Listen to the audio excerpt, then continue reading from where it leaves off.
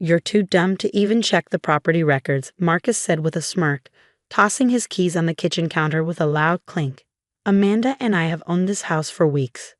Pack your stuff, you're out." I stood at the sink, calmly washing dishes while my husband of 12 years bragged about giving our family home to himself and his 26-year-old girlfriend. The same house we bought 5 years ago, with my inheritance. "Nothing to say," he pushed, annoyed that I wasn't crying or begging. No tears. No fight. I dried my hands, turned around, and smiled. "No, Marcus, no tears, but you might want to check those records again. My name is Olivia Parker, and I'm 38 years old. I was watching my marriage fall apart, but I wasn't surprised. I saw the signs a long time ago, the late nights, secret texts, locked phone. The biggest red flag was when he suddenly got interested in the deed to our house. "Where's the house deed?" he asked one morning, acting casual. "The bank needs it." I knew then he was up to something. I've worked in real estate law for 15 years. Banks don't randomly ask for deeds. That night, I made some important phone calls.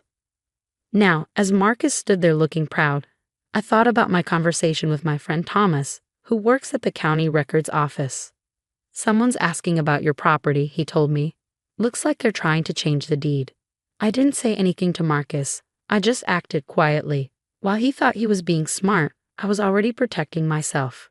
"You know what's funny?" I said, leaning on the counter. "For a guy who says he's so smart with business, you missed a big detail." His smile faded. "What are you talking about? Did you even read what you forged, or did you just think it would work out your way?" His face turned serious. "I don't know what you think you know, but the house is in my name now. Amanda and I are moving in next week. You're leaving." I pulled out my phone, opened a photo, and slid it across the counter to him. "Look at this first." His hands shook as he picked up the phone. On the screen was a certified copy of the real house records, not the fake ones he filed. His face changed from confused to shocked. This can't be right," he said. I changed. "You tried to change it," I said. "But 3 months ago, I filed a protection order. You can't change the deed without both our signatures. Your forgery triggered alerts." He went pale. "You knew." "I've known for months, Marcus. About Amanda, about your plan to steal the house. Everything. I just wanted to see how far you'd go." I took my phone back, calm and clear. "By the way, what you did is illegal. The district attorney has the documents you filed." He gripped the counter, his knuckles white. "You're bluffing." "Am I?" I pulled out another paper, a complaint I filed with the police, including proof of his fake documents. "Did you forget I've worked in property law for 15 years? Did you really think I wouldn't protect myself?" He started pacing, running his hands through his hair. I'd seen that nervous habit too many times. "This isn't happening," he whispered. "Amanda and I had it all planned." "Oh, Amanda," I said, letting a bit of anger show. "How is the new paralegal? Did she tell you about her past, trying to take property from the last 2 men she dated? Or did you miss that part of her resume?" He froze. "What are you talking about?" "You should have done some research. Amanda has a history. The police already have files on her." Months ago, his reaction might have hurt me. Now it only proved what I already knew. He gave up 12 years of marriage for someone using him the same way he tried to use me. "Olivia," he began, voice smaller now. "We can talk." "No, Marcus, we can't. You made your choice when you tried to steal my home and move your girlfriend in. Now you live with the consequences." I picked up my purse and placed a business card in front of him. "My lawyer's number. Talk to her. Don't contact me again." As I walked to the door, Marcus called after me, panicked. "Where are you going?" I turned back. "I'm going home. You know, the house that's still legally mine. The police will be here in 20 minutes to talk about your little scam. I'd start packing if I were you."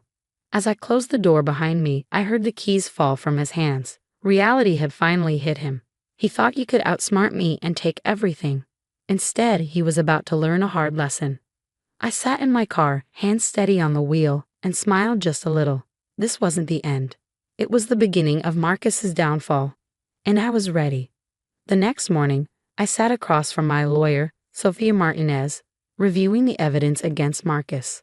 The conference room table was covered with documents, property records, bank statements, and screenshots of Marcus's attempts to modify the deed.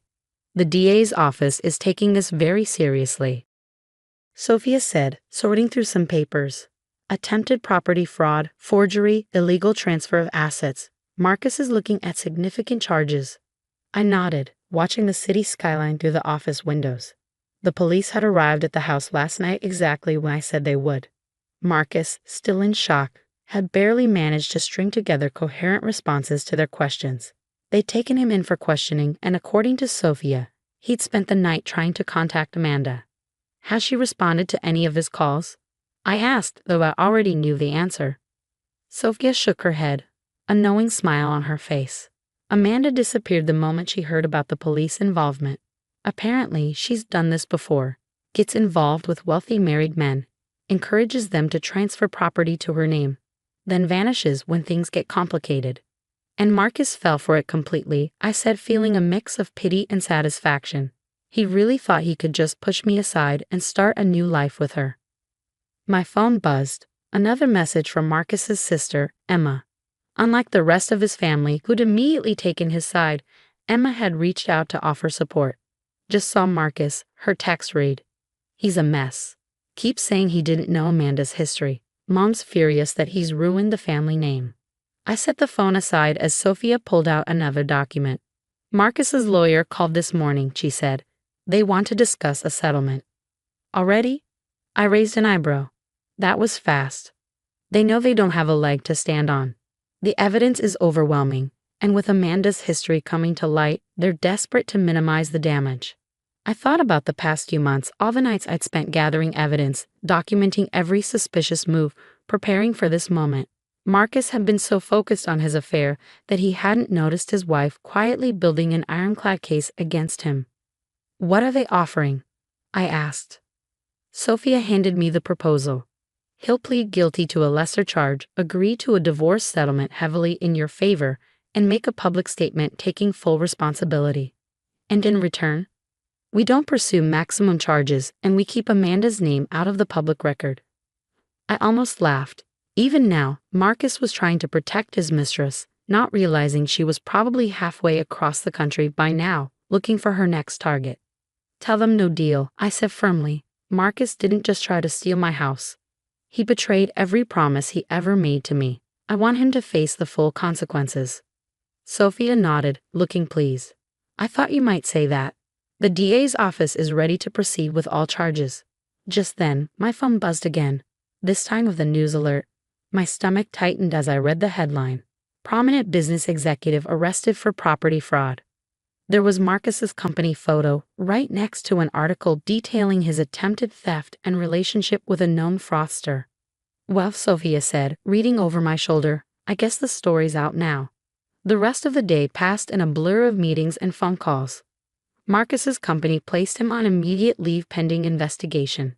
His carefully cultivated reputation was crumbling, and the whispers about Amanda's history were spreading through their social circle like wildfire. That evening, as I drove home, I passed by our favorite restaurant, the place where Marcus had proposed 12 years ago. I thought about the young, ambitious man I'd fallen in love with, and wondered when he turned into someone capable of such calculated betrayal. My phone rang through the car's Bluetooth. It was Emma again. Marcus tried to access your joint accounts, she said without preamble. He's panicking, Olivia. Says Amanda isn't returning his calls, and his lawyer's telling him he could face serious jail time. He should have thought about that before he tried to steal my house. I replied, pulling into my driveway. I know, Emma sighed. I never thought you'd do something like this. Mom's talking about canceling the annual family Christmas party. Said she can't face the neighbors after this scandal. After saying goodbye to Emma, I sat in my car for a moment, looking at the house Marcus had tried to take from me. The home we'd chosen together, the one I bought with money my grandmother left me. He'd been so certain I wouldn't fight back, so convinced of his own cleverness. My phone buzzed one last time, a text from an unknown number. Olivia, please. We need to talk. I can explain everything. Marcus, probably using a friend's phone since I blocked his number. I deleted the message without responding. There would be plenty of time for talking in court, where Marcus would have to explain his actions not just to me, but to a judge.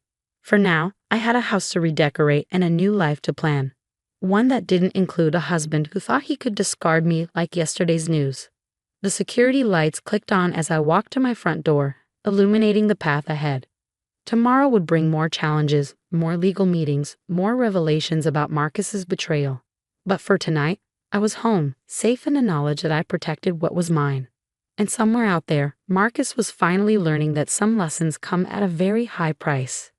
6 months after Marcus's failed attempt to steal our house, I sat in a courtroom watching him receive his sentence. The judge, a stern-faced woman in her 60s, looked down at him with clear disapproval. "Mr. Parker, attempting to fraudulently transfer property and forging your wife's signature are serious offenses," she stated firmly. "The fact that you did this to benefit a known confidence artist makes your actions even more egregious." Marcus stood there in his now ill-fitting suit, a shadow of the confident man who'd once sneered at me in our kitchen. His lawyer had advised him to show remorse, but the damage was already done. 2 years probation, significant fines, and mandatory restitution, the judge announced. "You're fortunate your wife's evidence prevented the property transfer from being completed, or you'd be facing considerably more time." I felt a gentle squeeze on my hand. Emma sat beside me, having chosen to support me over her brother. She'd been my rock throughout the proceedings, especially after the full story of Amanda's past emerged. As it turned out, Amanda had successfully scammed 2 other married men before Marcus, convincing them to transfer property to her name before disappearing with whatever assets she could liquidate. She was now facing her own legal troubles in another state. Outside the courthouse, reporters gathered, eager to cover the fall of a once-respected businessman. Marcus hurried past them, head down, while his mother shielded him from cameras. The family name he'd been so proud of was now associated with fraud and scandal. "Olivia," Emma called as I headed to my car. "Wait up." I turned to see her jogging toward me, her heels clicking on the pavement. "Mom wants to know if you'll still come to Thanksgiving this year," she said, slightly breathless.